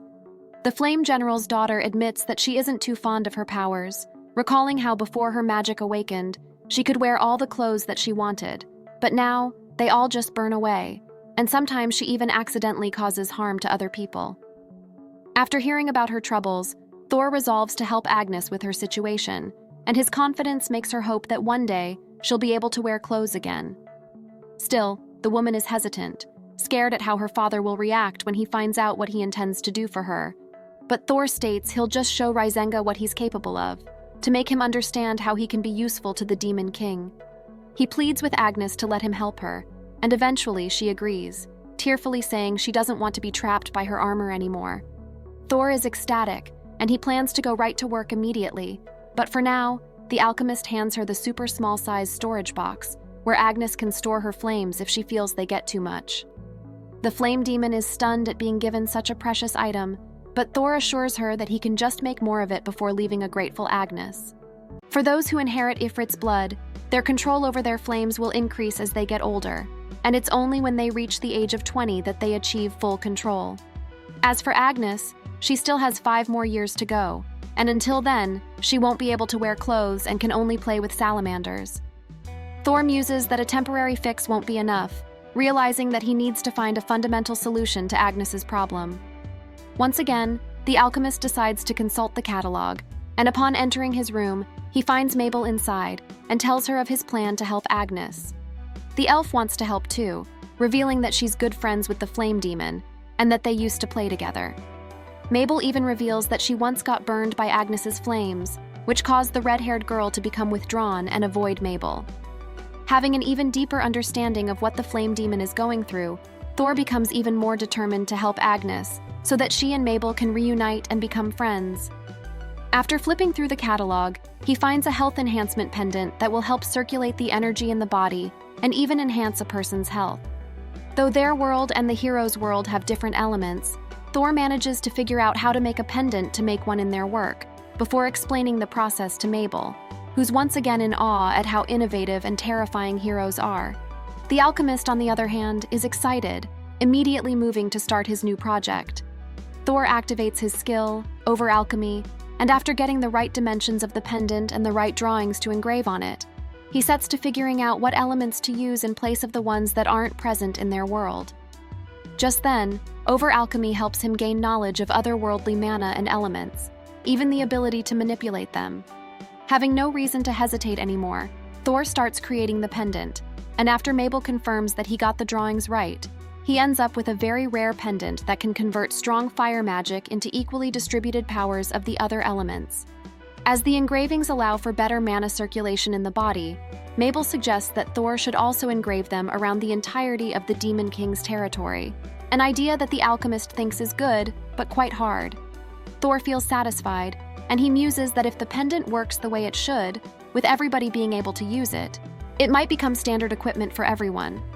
Meanwhile, in another part of the castle, Agnes comes across with her worried father, who's been searching all over the place for her, after being assured that his daughter is all right. Rizenga states that he feels bad that Agnes is having a hard time, since Ifrit's blood within her is especially strong, and like their ancestor, his daughter can instinctively control flames through emotions, which Rizenga admits that he can't do. Agnes already knows all of this, and to keep her from being grim, the Flame General tells her that soon, they'll be heading back to their territory, where they can start the mines, as he's been authorized to conduct joint operations with the Empire. Since their territory is close to the border, their family has no choice but to maintain good relations with the Empire, which is why he wanted to check out their human guest. Just recalling the weak young man from earlier makes Rizenga laugh, finding it hilarious that he has no combat skill whatsoever when he's a nobleman of the Empire, which once housed the strongest of heroes. Agnes becomes upset, telling her father to stop making fun of Thor, since he's actually a good person. When Rizenga asks if she has spoken to the human again, his daughter says yes, and reveals the gift that the alchemist has given her. The Flame General becomes upset that his daughter became cross with him, and he states that even if Agnes has the human's gift, it still doesn't change the fact that all she can wear is armor, since she doesn't know yet to control her flames. Rizenga reminds his daughter that no matter what, he's always thinking of her, and in fact, the mining project he wants to start is for her sake too. If it becomes successful, they'll then need to get rid of the obstacles that made their nests in the mines, and at that moment, Agnes can show everyone how useful her magic is. While Rizenga is convinced she'll do well, and that everyone will acknowledge her strength, Agnes simply accepts the heavy burden of her father's expectations. She wants a more peaceful way to live, but with her powers, the flame demon doesn't know what to do. Back when she was younger, when her flames manifested, Agnes accidentally hurt her friend, and anyone who came close to the girl would get burned and driven away. Despite that, there are people like Thor, as well as her salamander friends, who are kind to her and not scared at all of her flames. Agnes understands why Mabel hangs around him, as both of them are kind, and though she wants to join their group, she can't. Perhaps not until she's 20. Later, Agnes sheds her armor, musing that there's probably not enough time for the alchemist to find a way to suppress her flames. She's already satisfied with his gift, and tomorrow, the flame demon is determined to give him her thanks for even just thinking that he wants to help her. Meanwhile, the Demon King and his Prime Minister discuss the matter regarding the location of Thor's workshop, and how they're having trouble finding a good one for the alchemist. They agree that a location that doesn't have too many people, but is naturally equipped with his needs, is ideal for Thor's workshop, and now all they need is someone who can be his bodyguard. Silently, Rukia is concerned about how Rizenga will treat the human, even though she's already sent an order not to treat her guest roughly. The Demon King knows he won't actually hurt Thor, and she really would rather not, as giving out punishments for the alchemist's safety will ruin his reputation, as demons will end up becoming wary of approaching him. In the end, Rukia doesn't tell the Prime Minister any of her worries, and simply trusts him to find a good location for the workshop. The next day, Agnes meets up with Thor, becoming surprised when she discovers that Mabel tagged along with him. The elf apologizes, saying she wants to lend any help she can provide, while the alchemist muses that he's right in assuming that Agnes still worries over the scar she gave Mabel years ago. The fire demon bids him farewell, saying she'll be leaving soon with her father to their territory, and the redhead expresses her gratitude that Thor wanted to create something for her.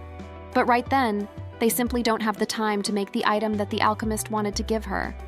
To her surprise, he states he's done creating the item that'll help put her flames away, before showing her the pendant. The alchemist starts explaining how it works, but Agnes is still in disbelief that the item was made so fast. When Mabel approaches Agnes to give her some clothes, the flame demon suddenly remembers what he did to the elf years ago. The redhead recoils, saying she doesn't want to hurt anyone anymore, but Mabel assures her that there's nothing for her to be scared of, as Thor's items always work. As she's still hesitant, the alchemist promises to tune the pendant on the spot if something goes wrong, adding that remaking and creating magic items is something he likes to do. Agnes calms down and agrees to try the item, saying if she misses this chance, she'll regret it forever. While waiting for Agnes to show up, Thor waits with the salamanders, and finally she appears, wearing a maid costume. As she's thinking that she looks weird, the alchemist assures her that she looks cute, flustering the flame demon so much that she can't string up a proper sentence. The pendant has successfully converted her excess fire magic into the magic of other elements, which then activates their effects, such as the strengthening effects of both mind and body. Agnes feels great, her body feels so light, and she even jumps higher than she usually does, much to her shock. Thor says that now the fire demon doesn't need to worry anymore about burning her clothes, but at the moment, Agnes does worry as she's not wearing panties. The two of them blush, before Thor celebrates silently.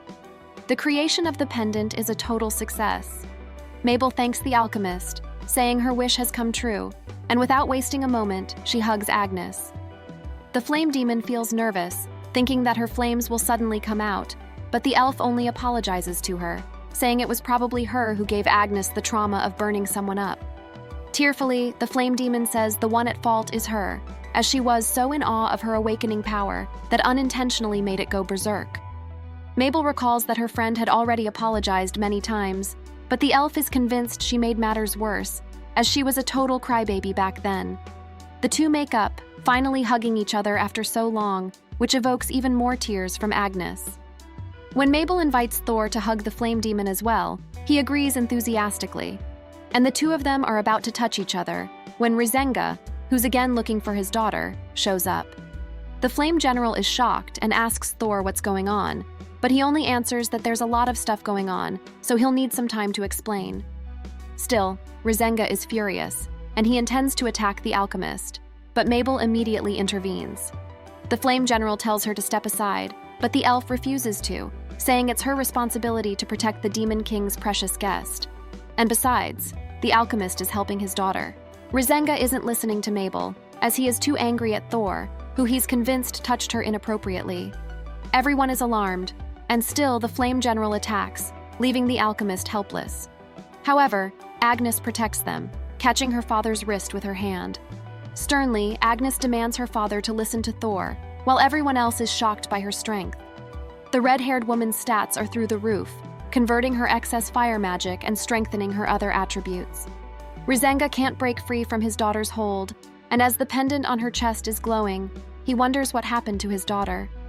Agnes replies that Thor gave his best for her, and reveals that it's thanks to him that she's now able to wear normal clothes again, shocking her father further as, indeed, she isn't wearing her armor anymore.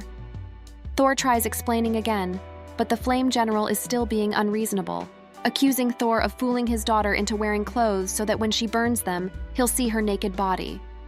Rizenga unleashes his flames in fury, but the alchemist quickly sucks them into his small storage box, stunning the Flame General.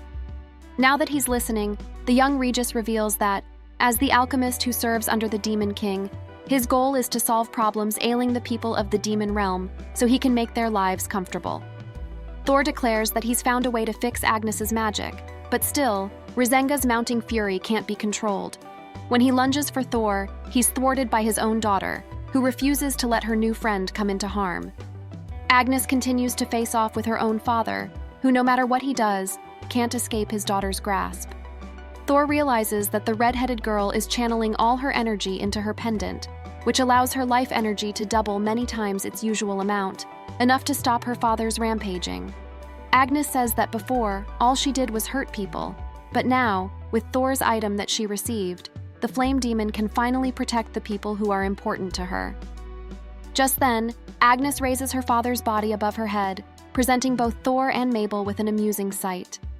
Later, when everyone has calmed down, especially Rizenga, his daughter explains that for her sake, Thor has created an item called the Vitality Pendant that could suppress her flames and convert them into other types of magic. Stunned, the Flame General apologizes, saying he's ashamed to act in such an awful way to the person who only wants to help his daughter. Rizenga's earnest words surprise Thor, and the older man continues to feel bad for being short-sighted, even wanting to gouge his eyes for being useless and clouded.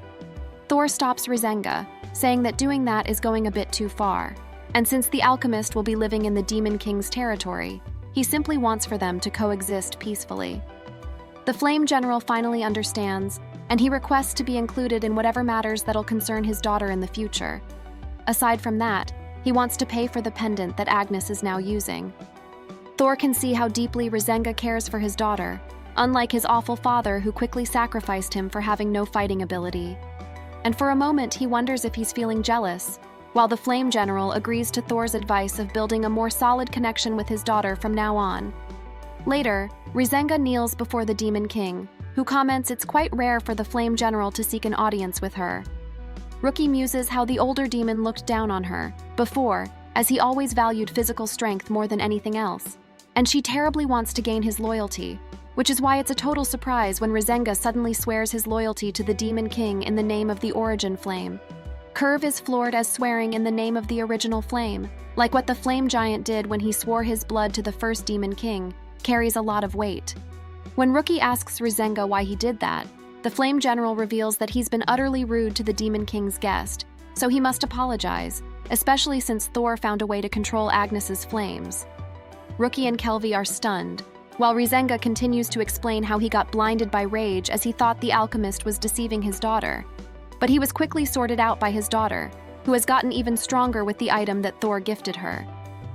The Demon King and the Prime Minister fall silent, and eventually, Rookie gets amused that Thor easily got what she always wanted, Rizenga's loyalty. While Curve is losing his mind over the new developments, the Demon King decides how he should punish Rizenga for his blunder. When she asks the Flame General what punishment Thor wished upon him, Rizenga reveals the human actually didn't wish anything upon him, but after much insistence, the teen eventually states he just wants materials for alchemy. Rookie thinks Thor is brilliant as the Flame General doesn't care about his own reputation and is much more concerned about his daughter's, so he probably doesn't think a punishment is needed. In the Demon King's territory at the mining zone, fearsome demons run rampant, devouring everything in their midst. When a group of humans suddenly appears, their leader announces that there's a buried treasure hidden around that they should find, and he brushes off any concern of whether they'll be attacked by the Flame General, or by dangerous demons. The bald man declares he'll strike down anyone who stands in their way, making his comrades laugh. Unbeknownst to the humans, spiders' web approach them, and suddenly their leader is captured, being dragged away by a spider's web before meeting a gruesome death. The men are horrified and they start running away, though there's no escape from them. Back at the demon castle, Thor wonders about the stone that Agnes gave him earlier, and after using his appraisal skill, the alchemist discovers that it's meteoric iron, a stone fallen from the dark space. Just then, his appraisal skill awakens an ability for Thor to add space element magic to whatever item he wants, and he can't help but muse that since he arrived at the Demon Lord's territory, he's learned more and more elements than he ever thought he would. After exiting his storage box, the alchemist remembers that Agnes wants to show him something, but since he still has time, Thor decides to head toward the next storage room and clean up there for a bit.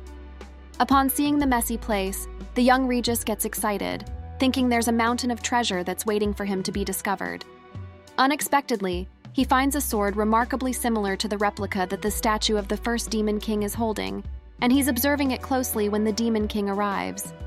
Unexpectedly, the fearsome leader of all the demons is dressed up nicely, revealing she plans to use the outfit at the next party, while Thor praises her for looking pretty in the dress. The Demon King doesn't like how formally the alchemist is addressing her, especially since the two of them are alone at the moment, and she instructs him to call her Rookie. During their banter, when the Demon King suddenly pouts, Thor blushes, finding her absolutely cute. As Rookie asks what the alchemist has been doing, he replies he's been cleaning when he found a sword, and he asks her if she knows what it is, since its length isn't the same as the one on the statue. When Thor is asked for his opinion, he guesses that it must be a prototype, and that perhaps someone must have wanted to recreate the lost magic sword. But since it didn't quite resemble the original, the project was abandoned. The Demon King tells him he's right, recalling that during her grandfather's time, there was a plan to revive the magic sword, but it ended up failing. When the alchemist asks if he can keep the sword, Rookie says there's no need to ask her, as the room is his entire workshop. She even formally hands the sword to him, which Thor is thankful for, and it makes him wonder if he can make a real magic sword just based on the replica. Rookie is stunned at his words, while the alchemist states again that as his dream is to create a sword that surpasses the holy swords of the Empire, he intends to give it to Rookie for her to use. Thor suggests that she can use it when she goes to defeat the beasts, but she replies that though his thoughtfulness makes her happy, Rookie doesn't need a magic sword to defeat the beasts. Instead, the Demon King prefers something that will allow them to attack from a distance, and she also reveals that she prefers items that give support during combat. Thor gets excited, and immediately rushes off to make someone, making Rookie sigh fondly. Thor throws himself into research, and discovers that demon beasts are creatures that can't communicate and attack both humans and demons. Though the alchemist is a bit regretful that he can't make a sword for Rookie, he focuses on doing his best for his current task, and soon, he has decided on what to make. The young Regis tells Mabel that it's a special tool for defeating demon beasts, and enlists her help to make it, before diving headfirst to the technical parts of creating the item. Thor activates over alchemy, and soon, he has the item in his hands, a laser pointer. But Mabel is still confused about how the item works. The alchemist shows her the page of the catalog where he found the item, and he wrongly concludes that it's used by a commander to direct his soldiers exactly which enemy to defeat first, making it possible for their adversaries to simply just fall silently and fast. Since the page said that it's not to be used on humans, Thor figures it must be an item used to deal with demonic beasts. And though they additionally make other wild conjectures, the alchemist thinks it's quite a powerful and terrifying object that could change the course of a war in that world. Outside, on their way to test their new item, Thor and Mabel spot the elf and minotaur commander arguing about their formations on the upcoming battle with the demonic beast Gargalosa, who's a giant arachnid with a huge following of smaller monsters. From what Thor gathers, the agreed formation is for the minotaurs to directly attack the demonic beasts, while the elves, who are the support, are left farther away from danger. The problem appears when the vanguard gets closer to the beasts. A small group of monsters then focus their attention, leaving them and the whole army vulnerable. Deciding to stay away from their conversation, Thor follows Mabel as she leads him to a place where they can use the laser, with a target practice at the end of a long field. To see how effective it will be, the alchemist starts aiming, while a red dot appears on the target. He instructs Mabel to use her magic and focus on the red light emitted by the laser, and after she releases it, her skill joins the path of the red light and hits the target right in the center. Thor is pleased, and immediately he wants to test how far they can use the laser, and again, the item proves effective. The arguing commanders are interrupted when a spell flies near them, and they become confused as the person practicing their spells is doing it from a crazy long distance. Observing for a bit, they witness a spell being fired off at a high speed, hitting the target dead right in the center, stunning them. Meanwhile, Thor has run through the full training ground, and still, the laser is quite effective. He declares to Mabel that their experiment is a success, but the elf has some questions. She wonders why they can still hit the target, when the limit of the item has been surpassed, and how they managed to hit the same spot again and again from the very first spell. Thor guesses that Mabel's spell earlier was attracted by the flow of magic coming from the laser, and since the laser pointer creates a magic connection between itself and the spot it targets, it then never misses. The two of them just then realize how dangerous the item is, and they fear once again the heroes and their world from where the item is based. As they're finished, they agree to go to the Demon King and show her the item. But first, Thor figures they need to clean the mess they made at the training field. However, the commanders insist that they'll do it themselves, and while the alchemist is curious about what they think of their experimentation earlier, he decides to simply thank them for now. When they leave, the commanders are still bewildered, completely forgetting what they've been discussing earlier, as their thoughts are filled with the fearsome spectacle they've seen earlier.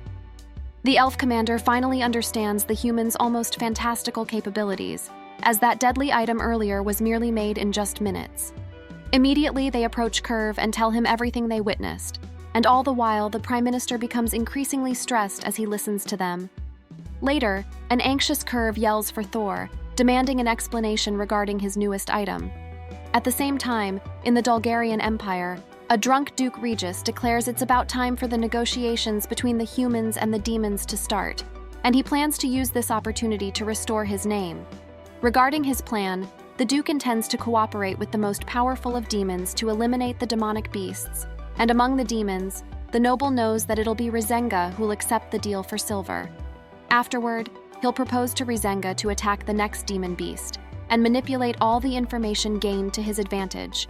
With this, he'll be able to wedge a division between Rizenga and the Empire, and once the Empire thinks that Rizenga is stealing silver himself, it will sow doubts toward the Demon King, which could then cause a rebellion against the Demon King to happen. The Duke thinks it's a genius strategy, and after recalling the fall of his household, he becomes even more determined to execute his plan. Already, Duke Regis is imagining his success, being applauded and cheered, while some girls look admiringly at him. Chuckling, he muses that he still has some parts of his plan to refine, but he knows it'll succeed, and smugly, he gives himself a toast. Later, when Rizenga is about to have a meeting with an envoy from the Empire, he gets advised by his daughter to always remain respectful and avoid misunderstandings, to which he says he'll try his best. As the two parties will be discussing something important, more specifically defeating the demonic beasts, the Flame General is determined not to allow anything that may lead to a breakdown of relations, especially now that he made an oath of the flame to the Demon King. Rizenga still remembers how he tried to intimidate Thor, and he's very ashamed of the memory, so what he can do now is strive to be an adult who will stand proud in both the alchemist's and his daughter's presence. After entering the room, the Flame General is greeted by Marquis Guerra of the Dulgarian Empire, who butters up the demon with praises of his past accomplishments. However, Rizenga remains stoic and humble, not the aggressive and arrogant man that the Marquis expected him to be. After Guerra agrees to lend around 200 of the Empire's soldiers, during the subjugation of the beast Gargalosa, they start talking about compensation. The Marquis wants to extend the duration of the Empire receiving silver to 4 years, but Rizenga tells him that he already made it clear to the Demon King that the duration is only 1 year. With a greedy smile, Guerra suggests that perhaps Rizenga himself can personally send silver to the Empire, and in exchange, he'll find himself having strong relations with the Empire. The Flame General is offended that he's being coerced into deceiving the Demon King, but the Marquis says it isn't like that. Rather, it won't be suspicious if there'll be some occasional calculation errors upon reporting the mining output, and in such cases, it won't be amiss if the Empire will get a small quantity out of those errors. Rizenga is starting to get mad, but then Guerra suggests something outrageous. If somehow the backdealings are discovered and they go south, they can always pin the blame on the young man who just came from the Empire, much to Rasenga's shock. Rasenga recalls how kind Thor treated him and slams his fist down onto the table in anger, which shuts up Gera. Still heeding his daughter's advice and trying to stay calm, Rasenga questions Gera if the idea to use Thor as a scapegoat and shift all the blame onto him is solely Gera's, to which the latter reveals that the proposal initially came from his father, Duke Ragus. At this, the Flame Emperor clarifies his question, asking if the human emperor knows about the plan. Not reading the room's atmosphere, Gera proudly tells him that the emperor does not know about it, as he explains that not every single report requires the little details. At this, Rasenga darkly comments that he is relieved, as that means he can still reserve his judgment toward the Empire as a whole, and with the most terrifying expression, he angrily orders Gera to shut up. As he revels in his wrath, Rasenga berates Gera for his audacity to even dare suggest deceiving the Demon King he is loyal to and pinning Thor as the scapegoat, as he reveals that Thor is his close friend and ideal future son-in-law. Initially, frozen in fear and speechless, Gera snaps out of it when he is taken aback by Rasenga's claims about Thor, in disbelief that someone who is believed to be utterly useless to the Empire is a cherished and valuable ally to the Flame General. Rasenga continues to rage on, telling Gera that he will personally report to the Emperor of the Empire about the matter. Even then, Gera tries to stop him from doing so, and points out that Rasenga will benefit a lot from his proposal, but the latter does not want to hear any more of it, as he destroys the table next to them out of pure wrath, ordering the former to leave. After all, he has no desire to ever speak with such despicable people like Gera anymore. Scared to death, the Empire envoy quickly crawls out of the room as he curses his father for letting him deal with such a difficult person. As Gera escapes, the Flame General's daughter comes running out, confused but horrified over the disastrous outcome of the meeting. At this, all Rasenga says is that he still has much to learn. A few days later, to Rookie, Curvy is relaying the detailed report written and sent in by the Flame General about the meeting with Gera, revealing everything from the plan to deceive the Demon King to using Thor as the scapegoat. Expectedly, Rookie is rightfully in a bad mood because of the report, though it is not yet over as Curve proceeds to hand her another letter from the Empire, explaining Gera's actions. She reads it aloud, the contents claiming that the proposal was not discussed with the Emperor and does not represent the will of the Empire, so they are void of any responsibility over Gera's actions. Rookie can only sigh more in disappointment, as she recalls back to when Thor confessed for the first time how he was sent to the Demon King as a sacrifice instead of a normal guest. She feels even more heartache and frustration over the reality of his mistreatment. Seeing her complicated expression, Curve asks if he should go and speak to Thor about the matter, to which Rookie insists on doing it herself, especially since Thor is working under her as her alchemist. She continues to point out that since she was the one who initially granted permission to mind development, as well as for negotiations with the Empire to happen, she will also take responsibility for telling the bad news to Thor and plans to visit his room soon. Unable to refute her, Curve accepts her decision and encourages her, as well as admits truthfully that he is grateful to Thor for a number of reasons. Most recently, it is because of the latter that they were able to have a fully trustworthy relationship with the Flame General, as there is mutual trust from both ends with how Rasenga reported the full situation honestly, and Curve had no doubt in believing him. Otherwise, they would have had to deal with dire consequences if there was even the smallest doubt between them, resulting in more distance between them. Hence, since Thor was the one to enable Rasenga's oath, Curve feels that he is indebted to the former and swears to do anything to fulfill any of his desires. Though impressed by Curve's honesty and dedication, she teases him about how he would attend to Thor's desires if the latter were to ask for a mountain of magical items, flustering him. Nonetheless, she promises to relay his feelings toward Thor. Later in the storage unit, the trio are having their tea party, though Rookie finds it difficult to break the bad news since Thor and Mabel seem to be in a cheerful mood as they smile and laugh while conversing with each other. As the two talk lightly about making laser pointers, Rookie continues to find herself in a difficult position as she sees how happy Thor is at the moment, trying to stall for time by eating more pastries and drinking her tea. She thinks about how she should have summoned him earlier into the throne room and told him about the conspiracy against him there, as it would have fit the atmosphere much better. Not only that, but she believes that she would have much less difficulty in her masked demon lord outfit, as she always felt more confident when talking to a subordinate or giving punishments in it. Nonetheless, she knows that she has a duty to tell Thor about his father's conspiracy, despite the positive setting, and puts down her cup, finally telling him that she has some news about the negotiations meetings to pass on to him. At this, Thor immediately puts on a serious expression and asks her to go on, to which she nervously and vaguely tells him that some strange but minor issues were found during the meeting. She does her best to recap on what happened during the meeting between Rosenga and Gora, though soon enough, both Mabel and Thor are visibly concerned over Rookie, and worriedly, they ask her what was wrong.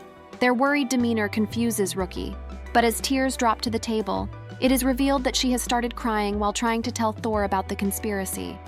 Even then, she continues to stammer through her tears until the end, until the other two tell him to calm down first.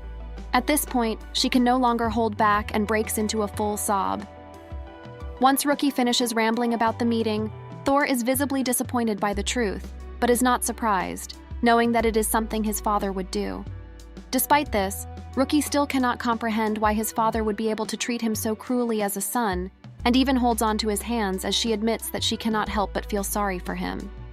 At this, Thor redirects the attention back to Rookie and tears up, telling her that she is a good person for crying over him, to which she instinctively tells him to shut up out of embarrassment. Nonetheless, she is still in disbelief over the extent of his father's cruelty, and even Mabel joins in, asking why his father would go so far as to frame him. With a disappointed face, Thor deduces that it is because of the Empire's policies, as he reminds them of how they value military strength over everything else.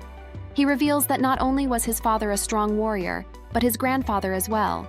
In fact, the latter was even named a master swordsman, in other words, a sword saint. However, his grandfather ended up perishing at the hands of bandits when he was drunk. Though this life event happened when he was still very young, Thor remembers realizing how no matter how strong one becomes, one is still able to be struck down at their weak point by someone stronger if they ever let their guard down. Thus, even if Thor did aim to become the strongest, it would still be meaningless to him. Instead, he decided that he wanted to use his skills to good use and improve others' lives, helping others instead of strengthening himself. Both Rookie and Mabel are not surprised by this life motto he goes by, saying that it fits his character very well. Unfortunately for Thor, his father refuses to think in such a way and does not allow Thor to think that way either. After all, the people of the Empire were very influenced by the old hero of the Empire, and their way of thinking warped their senses, as they would do anything to achieve power and fame to further their goals. But since they were never able to match the old hero's exact strength, their lifestyle only became more and more extreme. Even so, Rookie is unable to understand why the Duke still wants to sacrifice Thor as a way to preserve his pride, to which Thor agrees neither can he. Hence, the latter admits that the conspiracy plan to get rid of him is his last straw, as he is fed up with the Regis family and has decided to change his name. From then on, he requests Rookie and Mabel to stop calling him Thor Regis, and instead, Thor Cannon. This is his way of cutting ties with his father's side, as he prefers to go by his mother's surname instead. Though surprised by this sudden action, Rookie and Mabel are immediately supportive and encouraging of his new name, praising him. Thor is used to being called by his mother's surname as well, as he used it before while working at the government office. However, in official terms, he still needs to be referred to as someone from the Regis family, since he was sent as a hostage to the Demon King's territory. But when it is just the three of them, he will go by his new name instead, to which Rookie and Mabel agree. Once they have clarified the matters, Thor points out to Rookie that she is still holding on to his hand, so she quickly lets it go in a flustered manner. She explains that she took his hand out of impulse, as she was overwhelmed with sadness over Thor's mistreatment by his own family, to which he tears up once more and shows his appreciation for her empathy. At this, Rookie confesses that she wishes they could hold hands even until they fall asleep, which is something Thor is both taken aback by and flustered by. Quickly doubling down over his reaction, Rookie shyly confesses that she means that she purely wants to go to sleep while holding hands innocently, which causes Thor's heart to skip a beat, as he cannot help but think how cute she is. However, Mabel quickly chimes in about how Rookie cannot stay over in Thor's room, since her bedroom is located in an area of the castle that is off-limits to men. Rookie acknowledges that it is an impossible request, though this only motivates Thor more as he already starts to think of a way to solve the problem and figure out a way to hold hands while sleeping in separate rooms. Quickly flipping the pages to the reference book, he finally finds something that may work and calls the two girls over to check, making them both react with intrigue and delight. Once he earns Rookie's approval, he immediately starts making preparations for creating the item. Once the preparations are complete, Thor gathers Rookie and Mabel to help out as he reviews the materials he needs, which include a pure white sheet, a large amount of empty pea pod shells, and an empty magic stone. He then begins by activating his skills and making the magic stone spread thinly on top of the sheet, dissolving it into the sheet. He then instructs Rookie to try to imagine the sheet stretching out, and when she does, it immediately does so in reality as well. While Rookie is shocked and confused as to how it works, he explains that the sheet has become a freely stretchable sheet since it possesses the magic powers of the magic stone. He then does the same to the pea pods, and they are able to reshape and resize according to Rookie's command. After doing so, he proceeds to expand the image diagram by merging the sheet and pea pods together, and then adding various elements for different traits, such as water to make it smooth, wind for good breathability, and even the empty magic stones to the sheet to store more magic power. Once he finishes the process, it is revealed that he has created a magical body pillow that can recreate the sensation of hugging a loved one, as the fabric is similar to that of human skin, and the inner beads of the pillow can reshape it to whatever one likes. However, Rookie is still skeptical about its effectiveness, as she wonders how it can help them join their hands across rooms. At this, Mabel points out that the magical body pillow is definitely not the same as normal ones, especially if it is based on the type from the old hero's world. She reminds Rookie that almost everything from the hero's world has deeper meanings or codes, making them more powerful than the things from their own world.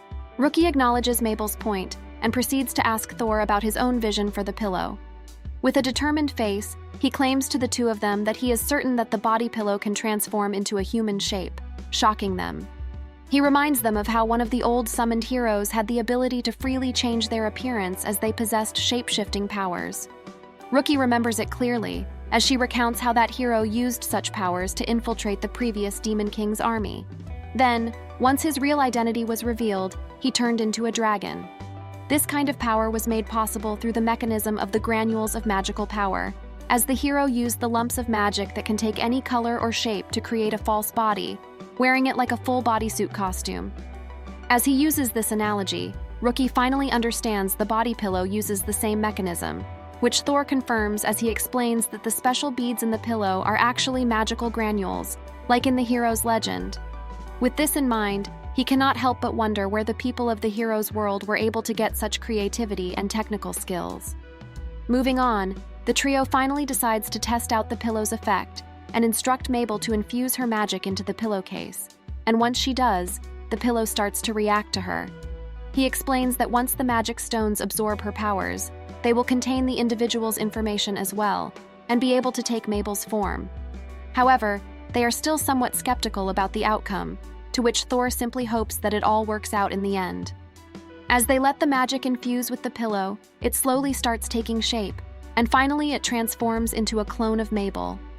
Both Rookie and Mabel are amazed by how it looks exactly like the latter, though Thor keeps a stoic expression as he seems to still be on guard about the results. Meanwhile, Mabel has some fun with the body double, moving it however she imagines it to, and cheers about how it is a huge success. However, just as she thinks Rookie's dream can come true, Thor suddenly transforms the body pillow back to its real form, and he establishes that it is a failure, confusing the other two. Surprised by Thor's verdict, they point out that it worked perfectly well, and wonder why he is dissatisfied with the results. He explains that though it looks identical on the outside, it still is not even able to capture half of the full extent of Mabel's true charm. He goes on a tangent about how her appeal is not just her pretty looks, but her personality traits as well, like her kindness, strength, resilience, and how well she has been taking care of him ever since he arrived in the demon territory. With a strangely straight face, he passionately recalls all the things she has done for him. He claims that part of her charm is how quickly she can put his mind at ease just by being present. However, he did not feel that way with the body pillow, which is why he deems it a failure to capture her full charm. Hearing all of this soon causes Mabel to react in embarrassment, and though he tries to go on about her, Rookie advises against it as she points out how overwhelmed the former is by his words. Agreeing to stop himself, He passes the body pillow prototype first to Rookie and promises to improve it with more time. Even then, Rookie is happy with the current pillow and suggests to Mabel that they have a sleepover that night to test the body pillow out together. But before they leave, Rookie tells Thor that the real him is still different from the body pillow version of him, especially since the original is much more important to her. This flusters Thor, and while embarrassed, he finally understands why Mabel was overwhelmed by his own speech about her merits earlier as well. Once the two are gone, Thor decides to make some more magical fabric for the body pillows before he goes to bed, though he is also still concerned about the magical beast's subjugation. Even though he remembers that Rookie told him that it would be unnecessary, he still decides to make her enchanted sword in case of an emergency. Meanwhile, that night, the two girls are lying on either side of the body pillow version of Thor, though they soon find that they are unable to sleep due to just how intimate and embarrassing it feels. Due to this, Thor's body pillow ends up giving the opposite effect of what it was intended for, making them too restless to sleep for the rest of the night. Sometime later, in the mining region of the territory, a bear is walking through the forest when it is suddenly attacked by large spider beasts, and as it is eaten by them, an even larger spider beast overlooks it. On a cliff looking over the forest, a group of lizardmen soldiers are investigating the scene and find that the new magical spider beasts are rapidly increasing in population as the breeding speed has exceeded their expectations. Due to this, the main body, referring to the largest spider beast, has left its nest and is actively spreading more nests throughout the forest, wreaking more havoc on the land. Unable to even imagine how many more subordinates it has in secret, the lizardmen decide that they must inform the Demon King immediately about the turn of events, especially since even just a smaller-sized spider is troublesome to deal with for one of them. As they ride back toward the castle, the leader of the lizardmen estimates that if they are up against 1,000 of them, then both the Demon King's territory and the Empire would suffer greatly. And with that, there are only a few days left until the day of the magical beast's subjugation. There are many other forces at play, such as Duke Ragus, and hopefully the main characters are ready to face them in the near future. And the manga ends here. If you like this manga, please click the thumbs up button. Subscribe for more videos like this. Thank you for watching.